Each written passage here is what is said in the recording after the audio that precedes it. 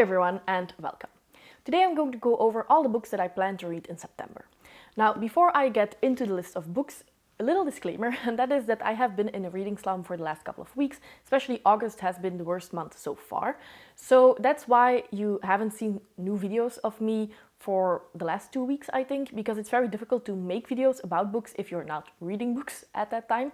But I do think that I am crawling out of this reading slump right now. I do have a couple of video ideas for the upcoming weeks, so more videos are to come. But in terms of this TBR, that does mean that none of this is set in stone. If I read a lot, then that's fine, but these are just the books that I prioritize right now because these are part of read-alongs. And at the end of the month, discussions are planned for all of these books. So I hope that I can finish all of these in time so that I can take part in these discussions because that's my favorite part of BookTube, but I can't make any promises. However, let's go over the list and we'll see. I'm quite excited for all of these, or almost all of these, I should say, so let's hope that I will be able to read a lot in September. Now, going over the physical reads first. So the first one is For the Wolf by Hannah Witten. This is a new release of 2021, and it's also the start of a new series called the Wilderwood series. Now, this one has a tagline that's very intriguing. The first daughter is for the throne, the second daughter is for the wolf. So we are going to follow the second daughter, of course. This is a Red Riding Hood / Beauty and the Beast retelling, so I'm quite excited for that. And this was actually one of my 5-star predictions, so of course my hopes are pretty high. This is a buddy read with Huck over at Badger Reads, and I'm so excited for that because I've been following her channel for a while now, pre-BookTube even. On my non-BookTube channel, I was following her reviews and all of her recommendation videos. She's the reason why I picked up The Lost Queen by Signy Pike and loved that book, so I'm quite excited to see what both of us will think of this one. Now, I'm also going to read this together with some other lovely ladies because together with Stacy, Ashley and Brandy, I normally read a fantasy romance every month, and they were normally going to pick up this one in August, but I said, well, I have this buddy read for September, so I won't be able to join, and then they switched them up so that they are going to read this one this month. So of course I will also share my thoughts with them, and I think that Ashley is going to host a 24-hour readathon for this book and will have 2 reading sprints on her channel, and I will link the date or the calendar down below so that you can join if you want. So my hopes for this first one are pretty high. And now I already have a small confession to make because Kings of Paradise was actually on my August TBR. There was going to be a discussion at the end of the month over on Stacey's channel, and that discussion happened, but I wasn't there because I didn't start the book yet. That's a little bit shameful. I am going to read it this month. It's high on my priority list. More so, I started it. I finished the first 14 pages. It's a start. And I do hope to finish this one this week. So this is going to be the first book that I finish, hopefully in September.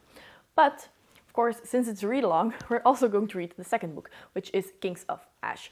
Now, my hopes are very high for this one. I don't really know what it's about per se. I know that you have 2 people, 2 boys who are going to follow, who will play a very important role in this world. And I also know that it's grimdark. It's a little bit more grimdark than, for example, the First Law trilogy, but it's less grimdark than Beyond Redemption, so it's a little bit in between, and it sounds very intriguing. There's a coming-of-age story there, and I can already see that evolving a little bit. I know that Steve over at Steve Talks Books and Stuff absolutely loves it, and I will link his review of this series down below. I think that I'm going to like it, and that's why I am quite positive that I will finish the entire trilogy and that I will finish these 2 books this month. Fingers crossed. And then the last physical read of the month, and that is The Sword of Kaigen by M.L. Wang. So this one I'm really looking forward to. I've been wanting to read this for a while now. A lot of booktubers who have read this rave about it all the time. I know that Stacy has a review for this one that I will also link down below. She liked it a lot, and I think that I will like it as well. I think that it's a little bit darker. It's not grimdark from what I've heard, but definitely a little bit of darker fantasy. Of course, it is Asian inspired, so I just finished The Poppy War, and I want to have more of that setting because it's very intriguing and it's a little bit different than what you normally read. I also know that this has a mother as a main character, and I really like that in the how is it called? The Raise the Sands standalone. Yeah, that was a standalone by Sarah Beth Durst, where you also have a mother as a main character. Loved that, so I want to see what happens here. And I also think that this has a coming-of-age story. So all of that sounds very nice. And again, this is one that's part of a read-along, so we will have a discussion, I think, the first weekend of October. So really looking forward to this one. It is a bigger book. Well, it's 600 plus pages with a pretty small font, so I do hope that I can finish this one in time. Luckily, the discussion is for the end of the month. And then another book that I need to read, it's going to be an ebook because I already sold my physical copies, and that is Red by John Gwynne, so the last book in the Faithful and Fallen series.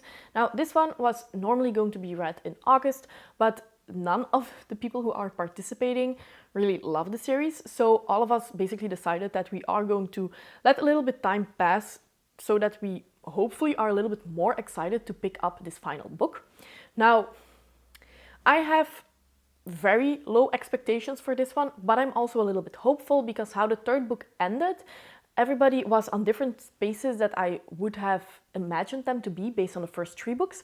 So that got me a little bit off guard, and I do hope that that means that the 4th book is less predictable than the first 3. I don't think that I will immediately love it, but I do hope that I will like it more than the first 3, especially because some time has passed. And for the first 3, it was really overload of big fight scenes and a lot of plot-driven actions, which I'm just not a fan of. So I hope that the overkill has passed by the end of the month, because again, this discussion will be in the first weekend of October as well, and over on my channel. And then we will discuss the entire Faithful and the Fallen series, but of course with a focus on the last book. So I hope that I love it, but I'm not really looking forward to picking this one up. That is the only one on this entire pile of books that I'm not that excited about. So those were all of the books that I am going to prioritize because they are part of read-alongs, but unfortunately none of those I have in the audiobook format. So if you've seen some of my previous videos, then you know that I listen to audiobooks when I drive from and to work. So I wanted to add some of them to this list, and I only added 2 because being in a reading slump, I sometimes cannot focus on the audiobook and I just listen to music. But I think that finishing 2 this month will be doable. And the first one is Magician by Remedy Feist. So I had this on my August TBR, but I didn't get to it. This is a very big one. It's very traditional fantasy. I hope that I will love this one. It's about a kitchen boy who is destined to become a master magician in this war. Now, I think that where Malice failed me, or the Faithful and the Fallen series failed me with too much action, too much plot driven, and just not really characters that I could root for, not really characters that I was really invested in. I think that it will be different in this one. I also have very high hopes for Feist's writing style, which is something that I didn't like in John Gwynne's books, so my hopes for this one are very high. I think that I'm going to love it. It's a coming-of-age story. My name is Puck. I was once an orphaned kitchen boy with no family and no prospects, but I am destined to become a master magician. Okay, I'm probably going to love Puck. So high hopes for this one, and I am going to start this one very soon, right after I finished The Bone Maker by Sarah Betters. I am currently listening to this one, and I am going to finish it next week, probably. So then I will jump into Magician. I talked about this one in my last TBR, so if you want to know what that is about, it's very good. So I would recommend it. I would recommend Sarah Betters anyway. So pick her up, please.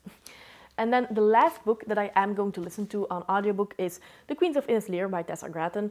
Now, this is a standalone, but it does have a sequel, Lady Hotspur, if I'm not mistaken, but you can read this as a standalone. And I know that Huck over at Badger Reads, who I was talking about earlier in this video, really likes Tessa Grattan and this book particularly. So that gives me high hope that I will love it as well. I've heard that it has a beautiful writing style, but that it's very slow. And that sounds like I'm going to like it because I love slow stories.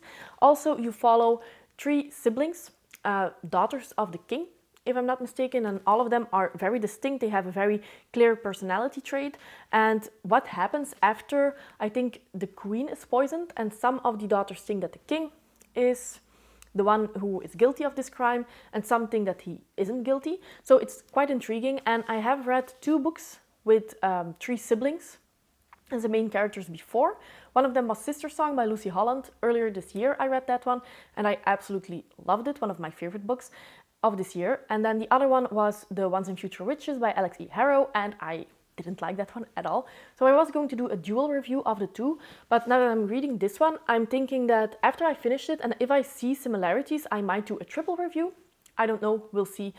Just know that my hopes are very high for this one, and that I hope that the audiobook will do it justice, and otherwise I will have to switch to the physical form, but then I don't think that I will be able to finish it in September. So those are all the books that I want to read in September. It's a total of 7. I should be able to do that. I'm a little bit hesitant because 5 of them are physical reads, and I don't know if I will be able to pull that off, but pray for me, fingers crossed. We'll see how far I can get.